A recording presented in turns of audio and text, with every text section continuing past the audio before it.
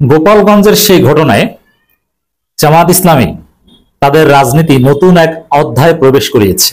জামাত গত 15 বছরে অনেক কিছুই করতে পারেনি বা করেনি, এমনকি 5 আগস্টের পরও স্টার্ট করেনি, যেটা গোপালগঞ্জের এই ঘটনা থেকে স্টার্ট করেছে। মানে গোপালগঞ্জের সেই ঘটনাকে জামাত কঠিনভাবে নিয়েছে, সিরিয়াসলি নিয়েছে, এবং জামাত ইসলামী এটা নিয়ে টাইমলি পলিটিক্স করতে পেরেছে।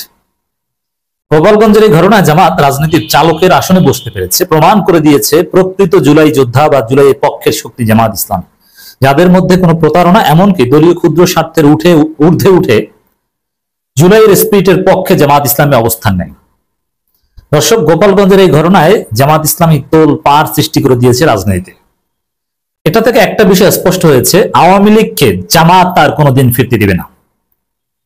এটা অবশ্য আল্লাহর সিদ্ধান্ত, আল্লাহ জামাতের মাধ্যমে এই কাজটা করাবে। আওয়ামী লীগ চেয়েছিল জামাত ইসলামীকে ধ্বংস করতে, কিন্তু না, এই জামাতের কারণে আওয়ামী লীগ আর কোনোদিন আসতে পারবে না।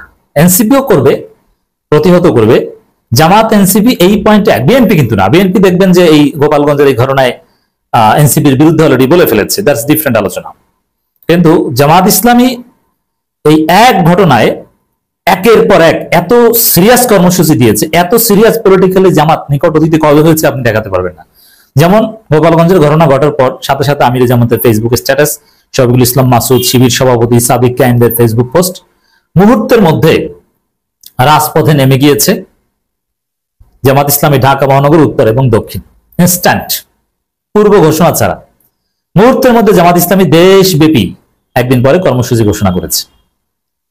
তো দর্শক, শুধু সেটা নয়, পরের দিন মানে ঘোষিত কর্মসূচি অনুযায়ী জামাত ইসলামী কর্মসূচি পালন করেছে। জামাতের মিছিলে লোকাল লোক, ঢাকা বিশ্ববিদ্যালয় শিবির, ইতিহাসে প্রথম এই শিবির, এই নতুন শিবির 90 এর পরে ফুল ফেজে মিছিল করেছে ঢাকা বিশ্ববিদ্যালয়, এবং সেটা লেজিটিমেসি পেয়েছে। এর আগে এটা কখনো ঘটেনি, নির্বিঘ্নে করেছে, এবং ছাত্র শিবির ঢাকা বিশ্ববিদ্যালয় কায়েম হয়েছে। এটাকে বলে কায়েম হওয়া, যে শিবির মিছিল করছে, হ্যাঁ বিরোধিতা অনেকে করবে, কিন্তু মিছিল মিটিং রাজনৈতিকভাবে কায়েম হয়েছে, এটা চলবে, এই বিষয়ে কেউ কিছু করতে পারবে না।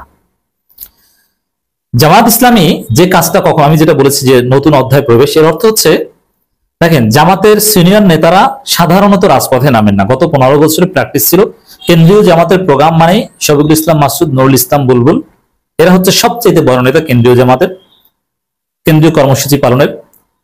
সেলিম উদ্দিন, রেজাউল করিম, এরা মানে ঢাকা মহানগর উত্তর দক্ষিণ। স্বাভাবিক এই প্র্যাকটিস ছিল। কেন্দ্রীয় নেতা বলতে যাদের বোঝায় তারা কিন্তু রাজপথে মিছিল করতেন না। তাই 5 আগস্টের পর আমিরে জামাত বিজয় দিবস পালন করতে রাজপথে নেমেছেন, বা আরো 2-1 বার নেমেছেন, কিন্তু জামাতের সব কেন্দ্রীয় নেতারা কিন্তু ওইভাবে মিছিল করতে নামেননি। প্রতিবাদ মিছিল এটা সেই মাওলানা মতিউর রহমান নিজামী, আলী হাসান মুজাহিদরা করেছে। এরপরে জামাত ইসলামী ওইভাবে আর করতে পারেনি। 2-1 বার করার চেষ্টা করেছে, বাধার কারণে পারেনি। কিন্তু নির্বিঘ্নে কেন্দ্রীয় জামাত, সিনিয়র নায়েবে আমির, সেক্রেটারি জেনারেল, অ্যাসিস্ট্যান্ট সেক্রেটারি কয়েকজন, এইভাবে তারা রাজপথে নামা, এবং গুরুত্বপূর্ণ লোক, এবং অতীতে 5 আগস্টের পর আরো 2-1টা হয়েছে, 1-2 জন এসেছে, কিন্তু না, এবার সেক্রেটারি জেনারেল, নায়েব আমির, অ্যাসিস্ট্যান্ট সেক্রেটারি কয়েকজন এসেছেন। নির্বাহী পরিষদের এত সদস্য একসাথে মিছিল করেছেন 5 আগস্টের পর, এটা ঘটেনি। এইবার সেই অধ্যায় প্রবেশ করে, মানে সেই জামাতের চরম সুসময় যেটা ছিল, যখন ক্ষমতায় ছিল বিএনপির সাথে, তখন টিপাইমুখীবাদের বিরুদ্ধে মাওলানা নিজামী মুজাহিদরা যে আন্দোলন করতেন, সেই জায়গাটা জামাত ফিরে গেছে এই গোপালগঞ্জের এই ঘটনাকে কেন্দ্র করে। তাহলে বুঝুন যে জামাত এই গোপালগঞ্জের ইনসিডেন্টকে কতটা সিরিয়াসলি নিয়েছে। তো এত সিরিয়াসলি নেওয়ার অর্থ একটাই, যে আওয়ামী লীগকে জামাত আর কোনোদিন বাংলাদেশে ফিরতে দিবে না, কথা ফাইনাল। কেউ পারবে না আওয়ামী লীগকে ফিরিয়ে আনতে, কারণ আওয়ামী লীগ আসলে জামাত শিবিরের লোকজনকে ধরে ধরে হত্যা করবে, এই সুযোগ জামাত কিছুতেই দিবে না। ক্ষমতায় বিএনপি আসুক আর যেই আসুক, কেউ আওয়ামী লীগকে ফেরাতে পারবে না, এটা জামাত নিশ্চিত করবে। গোপালগঞ্জে এনসিপির সমাবেশে নিষিদ্ধ ঘোষিত সন্ত্রাসী সংগঠন ছাত্রলীগ ও আওয়ামী লীগের হামলার প্রতিবাদে জামাত ইসলামী ঢাকা মহানগর উত্তর দক্ষিণে যৌথ উদ্যোগে বিক্ষোভ সমাবেশ ও মিছিল অনুষ্ঠিত হয়ে দেশব্যাপী এটা করেছে। বাংলাদেশের মানুষ শঙ্কিত নয়, উদ্বিগ্ন সরকারের দুর্বলতার সিদ্ধান্তহীনতায় মনে হয় সরকারের সাথে গোপন কোন শক্তি কাজ করছে। সাবেক এমপি ডাক্তার তাহের, ওখানে যারা ছিলেন তাদের মধ্যে প্রধান অতিথি ডাক্তার তাহের। সেক্রেটারি জেনারেল চেয়ে তো জামাতের সাংগঠনিক মর্যাদার দিক থেকে উপরে থাকে নায়েবে আমির, কিন্তু আসলে গুরুত্বপূর্ণ হচ্ছে সেক্রেটারি জেনারেল। সাধারণত সেক্রেটারি জেনারেল আমির হয়, কিন্তু নায়েবে আমির সাধারণত হয় না, হতে পারে ভারপ্রাপ্ত হয়।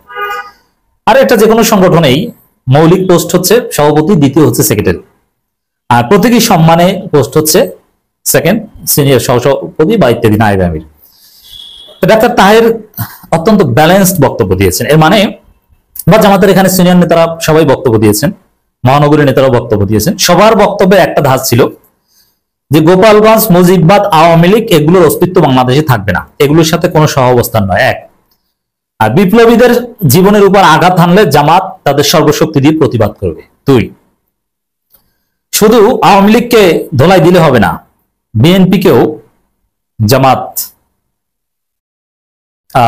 সরকারকেও জামাত বার্তা দিয়েছে যে সরকারের ব্যর্থতা, এই যে চাঁদাবাজি, মিটফোর হত্যাকাণ্ড, এগুলো তো জামাত কিন্তু শুধু বিএনপি সমালোচনা করেনি, সরকারের সমালোচনা করে, যার মানে ব্যালেন্স, বিএনপি, সরকার, সবাই। আর এখানেও জামাত যেভাবে সমালোচনা করেছে আওয়ামী লীগ, গোপালগঞ্জের পান্ডারা এবং সরকারের ব্যর্থতা, সবগুলো সামনে এনেছে এবং সরকারের সমালোচনা দিয়ে স্টার্ট করেছে। সরকারের ব্যর্থতা, আওয়ামী পান্ডাদের ধরা উচিত ছিল, ওদের কোমর ভেঙে দেওয়া উচিত ছিল, যাতে ওরা এই ধরনের ঘটনা ঘটানোর সাহসই না পায়। যদিও এটাও কঠিন, আমরা জানি আওয়ামী লীগ প্রচুর পাতার পানি নয়, আওয়ামী লীগকে শেষ করতে সময় লাগবে। আওয়ামী লীগকে শেষ করতে আওয়ামী লীগের লোকজনকে অন্য দলে জায়গা দিতে হবে রিকনসিলিয়েশনের পর, ট্রুথ কমিশনের মধ্য দিয়ে, নইলে আওয়ামী লীগ শেষ হবে না। তো জামাত যা করা দরকার করবে। ডাক্তার তাহের যেটা বলেছেন, বাংলাদেশের মানুষ শঙ্কিত নয়, উদ্বিগ্ন। হাজার হাজার ছাত্র জনতার জীবন ও রক্তের বিনিময়ে অর্জিত নতুন বাংলাদেশ অন্তর্বর্তী সরকারের দুর্বল ও সিদ্ধান্তহীনতা মনে হয় সরকারের সাথে গোপন করেন। দেখেন, এই লন্ডন বৈঠকের পর জামাত কিন্তু সত্যিকার অর্থেই সরকারের বিরুদ্ধে সোচ্চার হয়েছে, সরকারকে দায়ী, বিশেষ করে স্বরাষ্ট্র উপদেষ্টাকে দায়ী করে ডাক্তার সৈয়দ আব্দুল্লাহ মোহাম্মদ তাহের একাধিক বক্তব্য দিয়েছে। এটা রাজনৈতিক দল হিসেবে জামাতের ঠিক আছে। এই সরকারকে ব্ল্যাঙ্ক চেক দেয়া বা কোনো কিছুর বিনিময় ছাড়া সমর্থন দেয়া, যেটা অনেক মাস দিয়েছে, এই জায়গাটা জামাত এখন আর নেই। It's very good. সার্বিক আইন শৃঙ্খলা পরিস্থিতিতে ফুটে উঠেছে মিটফোর্ডের ঘটনা থেকেই গোপালগঞ্জের ঘটনা সাহস দেখিয়েছে পতিত আওয়ামী লীগ দোসররা। আমরা অনতিবিলম্বে মিস্টার অসহায় স্বরাষ্ট্র উপদেষ্টাকে প্রত্যাহার করতে সরকারের কাছে জোর দাবি জানাচ্ছে। এখন স্বরাষ্ট্র উপদেষ্টার প্রতি জামাত সংগঠন হিসেবে ওইভাবে পদত্যাগ চাই কিনা আমি জানি না, তবে ডাক্তার তাহের একাধিকবার তাকে টার্গেট করে বক্তব্য দিয়েছেন। তার এই বক্তব্যের জায়গাটা রাজনীতির হিসেবে ঠিক আছে, সংগঠন হিসেবে সিরিয়াসলি চাওয়ার দরকার নেই। স্বরাষ্ট্র উপদেষ্টাকে সরানোর কথা বলা মাঝে মাঝে, এগুলো স্বরাষ্ট্র উপদেষ্টাকে মিনিমাম গতিশীল করবে। বিশাল মিছিল করেছে আমার ঢাকা মহানগর উত্তর দক্ষিণ, সেক্রেটারি জেনারেল ছিলেন তিনি, স্পষ্ট বার্তা, শরৎ উদ্যানের সমাবেশ নিয়ে কথা বলেছেন, প্রশাসনের দিকে আঙ্গুল তুলেছেন। আর আওয়ামী লীগ তো কমন শত্রু, এদের কোনো জায়গা নাই।